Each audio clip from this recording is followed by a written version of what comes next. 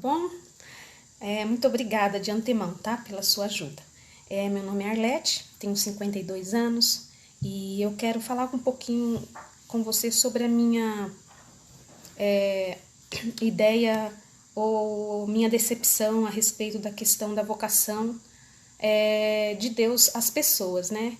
Primeiro, eu vejo como pessoas, mas a igreja vê como homem e mulher, né? Parece que, na verdade, mulher ela pode até ser vocacionada, mas ela não pode exercer a sua vocação. Eu baseio isso na minha história, né? Porque vivemos 15 anos trabalhando com o povo, um trabalho de missões, eu e meu marido juntos. Quando eu fui para o seminário, eu fui solteira e não fui porque meu marido foi, mas eu fui solteira e tinha a intenção até de trabalhar solteira, né? Me casei, mas a minha vocação é a minha vocação. Só que a igreja parece não entender isso, porque quando a gente volta, embora eu e ele tenhamos as mesmas, o mesmo estudo, né?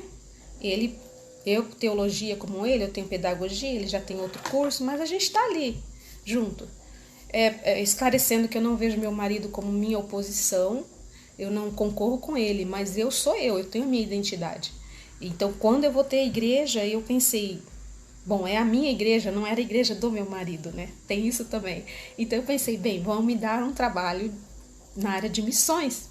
Na verdade, ofereceram a ele o pastorado de missões, né, para ele conduzir. E quando eu ouvi que ele falou isso, eu falei, mas e eu? E aí eu ao mesmo tempo falei, não, para você não tem. E ele ficou surpreso quando eu fiz a pergunta. Mas eu falei, quer dizer que se eu fosse um homem eu teria um espaço?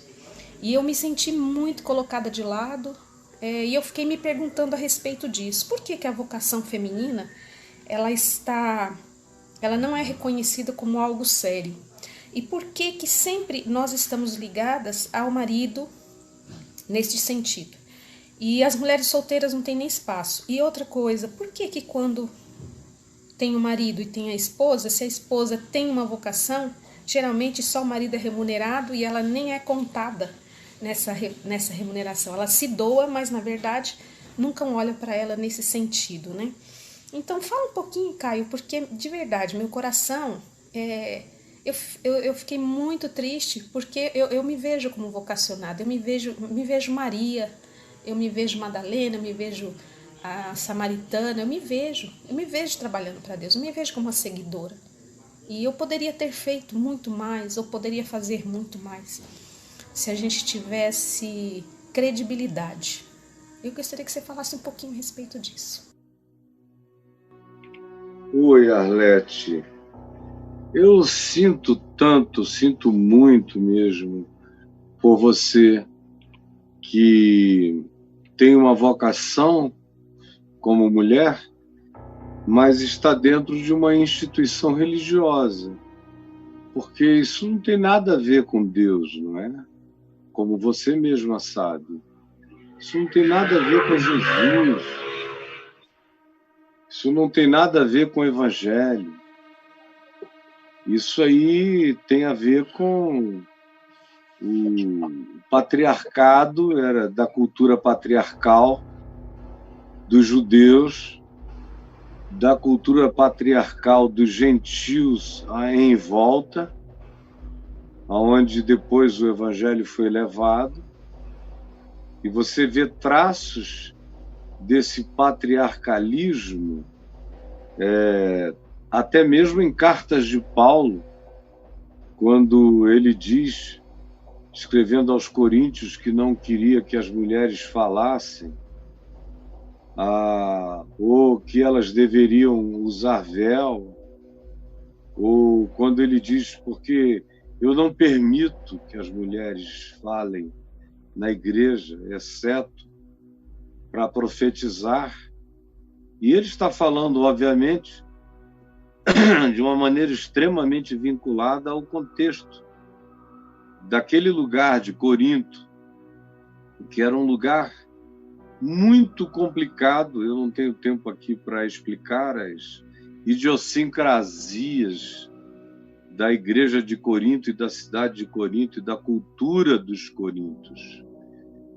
Mas essas interpretações de que a mulher tem que ficar calada, como quando ele falou com Timóteo, dizendo que o homem não foi enganado e sim a mulher, ele está ecoando muito mais do que palavra de Deus, sinceramente, ele está ecoando o espírito da época. Ele está falando ali, ecoando Gamaliel, ecoando o ensino rabínico que ele teve durante a vida dele toda, ecoando várias coisas. Ele era um homem profundamente liberto em relação a isso tudo.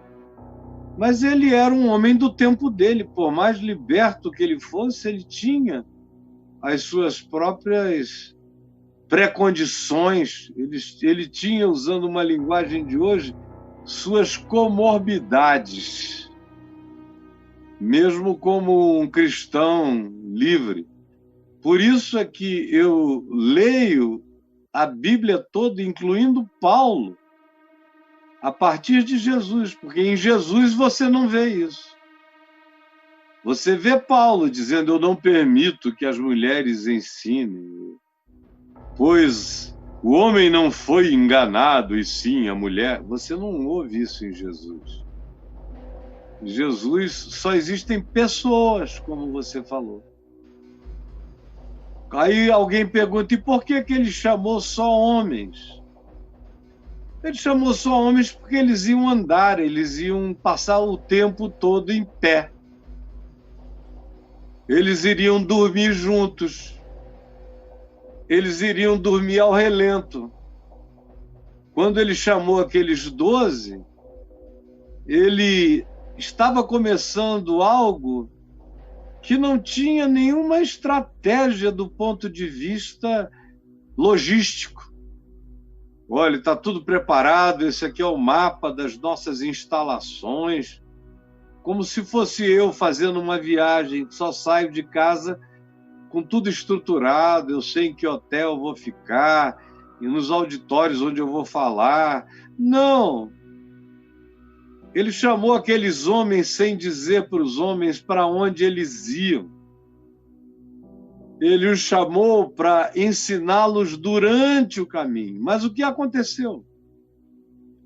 O que aconteceu é que durante o caminho, não tendo eles residência fixa, dormindo em grutas, debaixo de árvores, em lugares um pouco mais acolhedores, porém praticamente ao relento, e eventualmente aqui e ali na casa de alguns, mas na maioria das vezes era debaixo de um sicômoro, ou num lugar onde tinha uma pedra cavada, onde dava para alguns irem entrando aqui, outros ali, passando a noite. Eram andarilhos.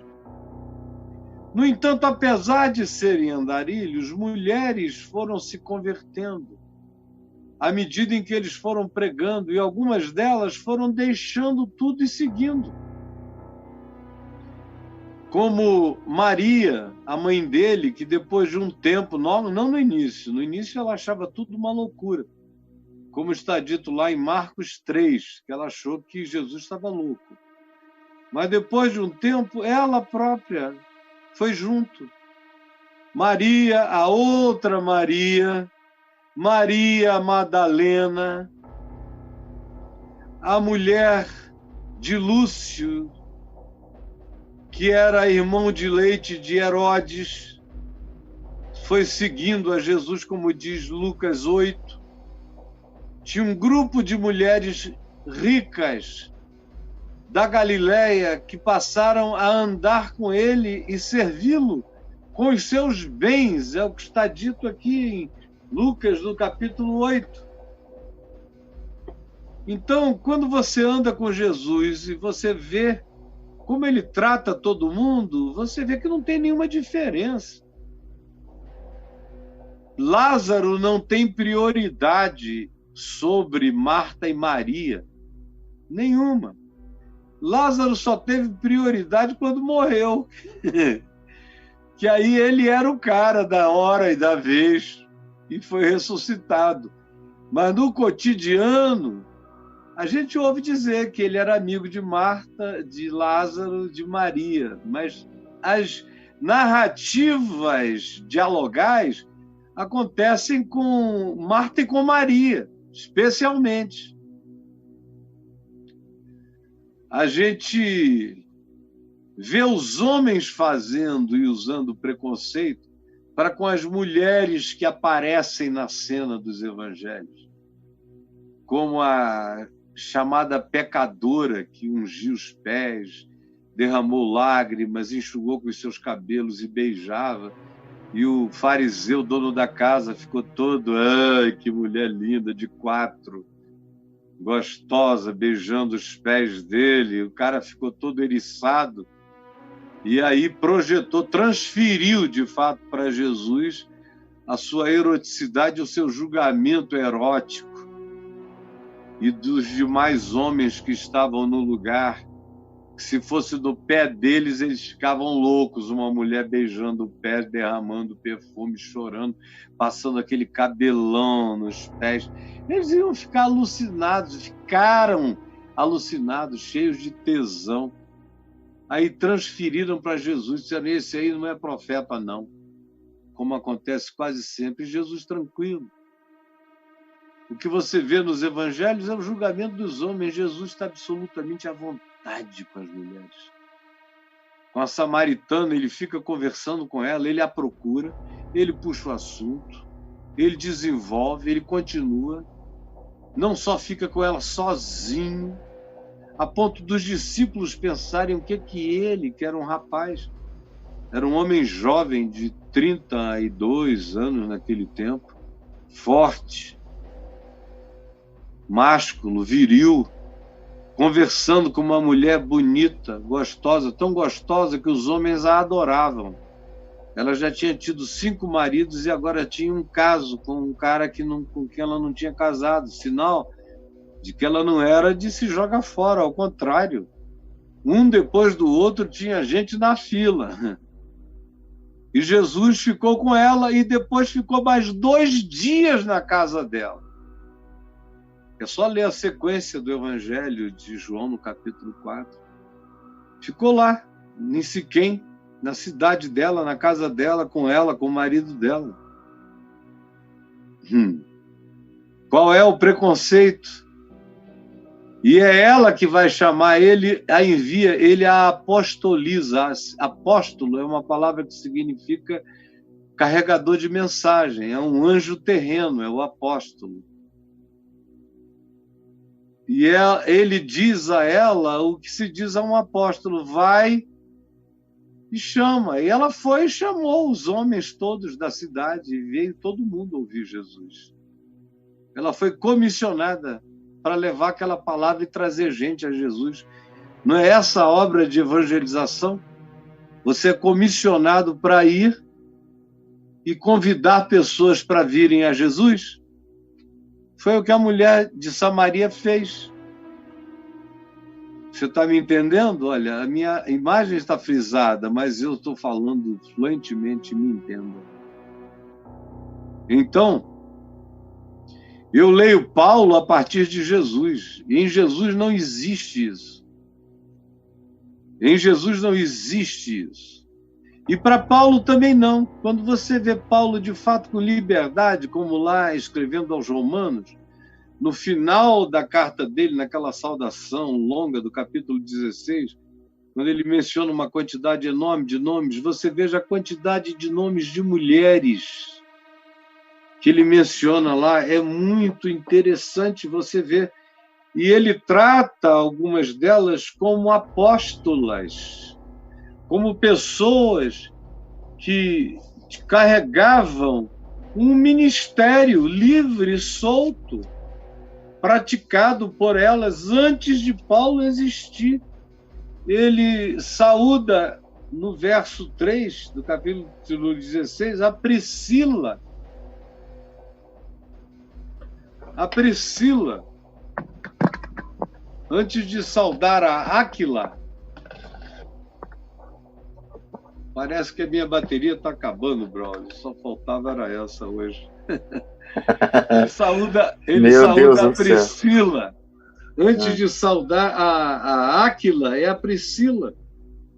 E aí as mulheres vão tomando, olha, saúda a Maria, que muito trabalhou, saúda Andrônico e a Júnias, mulher, meus parentes e companheiros de prisão, os quais são notáveis entre os apóstolos e estavam em Cristo antes de mim. Ele vai saudando algumas mulheres nessa sequência, com toda a liberdade, como Trifena e Trifosa, que trabalharam, Pérside, que muito trabalhou, e assim ele vai, mencionando alguém, a mãe de Rufo, que tinha sido uma mãe para ele, e assim por diante. Ele não cria essas divisões. Ele fala de Júlia, Nereu e sua irmã, Olimpas, e todos os santos que se reúnem na casa deles. Então, o próprio Paulo, em estado de liberdade, não cria essa dificuldade. Então, antes que a minha bateria acabe, eu quero dizer a você o seguinte: é a religião que faz isso, o evangelho não. Na religião, não são todas. No meio cristão evangélico, tem algumas mais abertas, que dão mais espaço às mulheres. Por exemplo, no caminho da graça, conquanto a gente tem a maior parte dos mentores sejam homens, esse não é um tema. É só aparecerem mulheres com a alegria de serem mentoras que elas se tornam. É que a maioria delas não manifestaram ainda esse desejo, não falaram a respeito. Esses dias mesmo a Adriana teve uma reunião com 90 mulheres de mentores do caminho, e eu fui vendo ali quantas mulheres extraordinárias que deviam mesmo estar assumindo uma mentoria por causa até do que tem, mas por alguma razão cultural ficam mais caladas e não deveriam. No caminho da graça, por exemplo, você com essa vontade de mentorar, de cuidar de grupos, você seria aproveitada na mesma hora. E existem outros grupos assim. É que na sua denominação acontece de ser desse modo, mas não tem nada a ver com o evangelho. Tem um livro meu chamado A Mulher no Reino de Deus, e que eu escrevi há quase 40 anos, 38 anos atrás, que deve estar por aí, você deve achá-lo. Se entrar no meu portal e procurar lá Mulher no Projeto do Reino de Deus. Porque não há distinção. Você pode crer em mim. Paulo diz, escrevendo aos Colossenses, que não há distinção entre homem e mulher. Não há. Como o Espírito Santo, Paulo diz, foi derramado sobre homens e mulheres, sobre os meus servos e sobre as minhas servas, sobre todos. Não existe isso. É uma loucura como o cristianismo é tão machista, chauvinista, patriarcal. Ele não vai sobreviver assim numa era como a nossa, onde ninguém quase mais, só gente muito, muito atrasada é que faz distinção entre homem e mulher, só homofóbicos fadados ao desaparecimento no curso deste século é que fazem ainda a distinção entre homem e mulher. Não é para fazer, e os que fazem vão desaparecer, hein? Escutem o que eu estou dizendo. Você é homofóbico? Dentro de 20, 30 anos não se encontrará mais o seu lugar na Terra. Em 50 anos, no máximo, você terá sido extinto, você e sua categoria. Porque não há distinção entre homens e mulher em Cristo, e nem deve haver em nenhuma sociedade humana. A sociedade humana que faz distinção entre homem e mulher não saiu da caverna, não saiu da Idade da Pedra, ainda está no ciclo do evolucionismo darwiniano.